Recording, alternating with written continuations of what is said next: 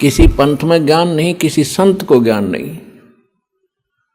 और आप बुद्धिमान समाज है, आसानी से समझ रहा है, उसी का तो परिणाम आप देख रहे हो। इतना बड़ा आश्रम में खचाखच भर गया।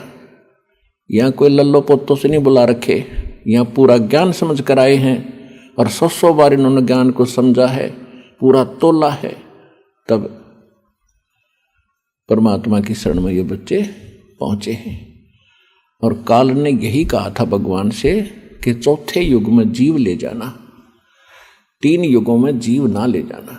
और चौथे युग में जब कलयुग आवे, कितने जीव ले जाना, परंतु एक दया करना, आप अपना ज्ञान बताना। आपके ज्ञान को जो स्वीकार करे वो आपका, हमारे ज्ञान में जो फंस रहा है, हमारा ज्ञान माने वो हमारा। परमात्मा आप बलपूर्वक ना ले जाना। परमात्मा को तो पता था बलपूर्वक ले जाने का तुक क्या वहां पर, पहले हम वही ना गड्ढा करते और आगे फिर भाग के यहीं पर। तो यहां से सच्चा ज्ञान देकर हृदय में जचा के 101% कि ये लोक खराब है, यहाँ जीवन नरक है और एक ऐसा स्थान है जहाँ हम ऐसे ही रहेंगे, सारी सुविधा होंगी, कभी दुख नहीं होगा, कभी मृत्यु नहीं, कभी व्रत अवस्था नहीं।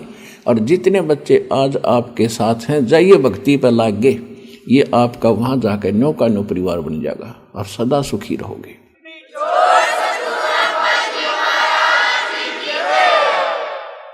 अब आज कोई हमें कोई गांव में रह रहा हो, एक कच्चे से ढूंढ में मकान में, और उसको कोई कह दे चल तुझे चंडीगढ़ में 1000 गज का प्लाट और 500 एकड़ जमीन तेरे नाम कराता हूं, जय उसका या सच्ची जचगी कि आदमी सच्चा है और इसके पास बहुत बड़ी प्रॉपर्टी है, ये दे सकता है, तो उस मकान ने कोई ना चाटे, पड़ा रहेगा गाँव का, चाहे 100 गज का भी, 200 चाहे 1000 गज का हो, उसने छोड़ के वहां पहुंच जाएगा।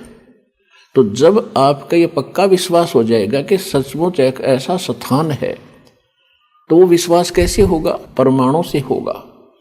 प्रमाण कैसे होंगे? भगवान बतावे। फिर जिन संतों को हम सच्चा माने, जिनके आज गुणगान करते हैं कि वो महापुरुष थे, उन्होंने भगवान पाया, उन्होंने जाकर देखा और फिर आके बताया। फिर कसर कौन सी रहेगी? हमारी बुद्धि की कसर रहेगी, जो हम फिर भी नहीं समझ पाएंगे। तो जो प्रसंग चल रहा है, परमात्मा को परमात्मा सिद्ध करने के लिए परमेश्वर ने स्वयं ज्ञान दिया था कि मैं परमात्मा हूँ, सारी सृष्टि का रचनहार हूँ।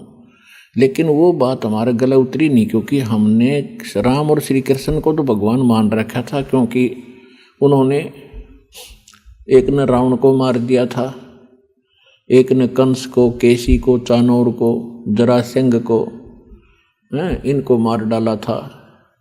इस कारण से वो हमारे हृदय में पक्के भगवान स्वीकार्य हो गए थे। और हम कबीर साहब को एक झोपड़ी में रहने वाले सिंपल मैन की तरह, हैंड टू माउथ, कति निर्धन व्यक्ति की तरह गुजर कर रहे थे और गरीबों में रह रहे थे। तो उसको भगवान आज से 700-500 वर्ष पहले, आज से 40 वर्ष पहले भी कोई नहीं मान सके था, और 30 वर्ष पहले भी नहीं मान सके था। क्योंकि जब तक हमारे पास ये प्रोजेक्टर और टीवी और सीडी डीवीडी नहीं बनी थी, तो हम कति असहाय थे, हम भगवान को आपके रूबरू नहीं कर सकते थे। तो परमात्मा ने पहले आपको शिक्षित किया,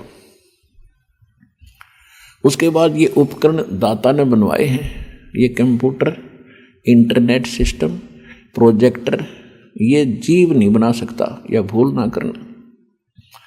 पिछला इतिहास देख लो, सतयुग से लेकर आज तक लगभग 40 लाख वर्ष बीत गए। तो आज तक आप पिछला देखो, इस इतिहास 3 युगों में, 3 युगों में आप हिसाब लाकर देखो तो कितने क्या सिस्टम था पहले, क्या बना रखा था हमने देखा। पशुओं का चारा काटने की मशीन नहीं बना पाए थे हम, हाथों से काटा करते न, उधर गड्ढा से था, फर्श से था। तो कहने का भाव ये दास जो कहना चाहता है कि सारा कुछ परमात्मा ने बुद्धि दी जीव को, और फिर ये आज हमारे काम आएंगे। अब जो प्रसंग चल रहा है हम उसी पर आते हैं। आपको सृष्टि रचना सुनाई थी और उस सृष्टि रचना में आपको प्रमाण भी दिखाए थे। तो परमात्मा धर्मदास जी को मिले थे मथुरा के अंदर और वहां परमात्मा ने उनको सारा ज्ञान समझाया था। अब इस सारी सृष्टि रचना को सुनकर धर्मदास जी हक्का बक्का रह गया और फिर क्या कहा कि भगवान आपने जो कथा सुनाई है, क्योंकि परमात्मा ने उनको केवल मौखिक कथा सुनाई थी सृष्टि रचना की, और दास ने आपको साथ साथ आज प्रमाण दिखाए हैं, लेकिन उस समय परमात्मा ने केवल एक कथा सुनाई थी। तो धर्मदास जी की यह बात गले ना उतरी कि परमात्मा आप जो ज्ञान बता रहे हो, आपके अतिरिक्त ये कथा आज तक किसी ने नहीं सुनाई। मैं भी 66-65 वर्ष का हो गया, बचपन से आस्था भगवान में है दाता।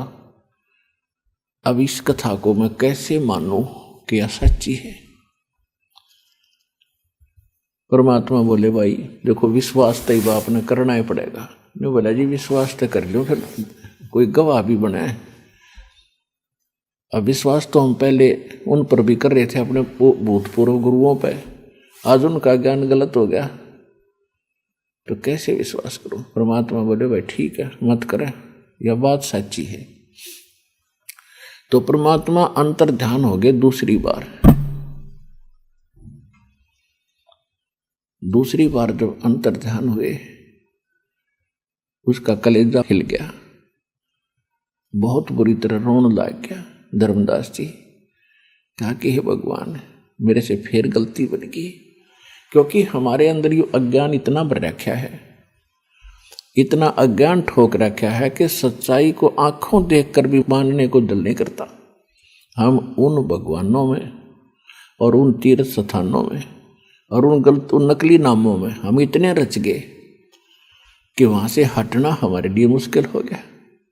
और वहाँ से हटे बिना अब टूटी नौका से निकल कर और सही नौका में नहीं बैठोगे तो जान कैसे बचेगी। पहले वाली हमारी नौका डुबोने वाली थी, परमात्मा ने जो साथ में बढ़िया नौका खड़ी कर दी, तो अब इसमें विलंब जो करेगा या तो वो नसेम होगा या महामूर्ख होगा। जब साथ में ओके नौका खड़ी है और वो दिखा दिया दे पानी भर रहा है इसमें, ये डूबोगे तो, और फिर भी कोई नहीं मानता है तो नशे में है या अज्ञानी है या अहंकारी प्राणी है। अहंकारी लोग भी जानबूझ के डूबया करें। तो धर्मदास वहां से चिंतित हो गया कि हे भगवान अब क्या बनेगी। अब तो मैंने दूसरी बार इनके साथ चीटिंग कर दी, दूसरी बार परमात्मा के साथ मैंने अभद्र व्यवहार कर दिया, और अब तो ये कतई नहीं मिलना मेरे को। नरमात्मा का जो प्राणी होता है वही भगवान की तरफ अग्रसर होता है। घनी नरमात्मा के थे धर्मदास जी। अब उसने दूर तक हिसाब ला लिया कि मैंने तो नाश कर दिया, अब ये मिले नहीं। और सारी चलो सृष्टि रचना मेरे ना समझ में आई, वह मेरी त्रुटि थी, लेकिन बाकी ज्ञान तो सारा सच्चा बताया था जो पहले दिन डिस्कस हुई थी।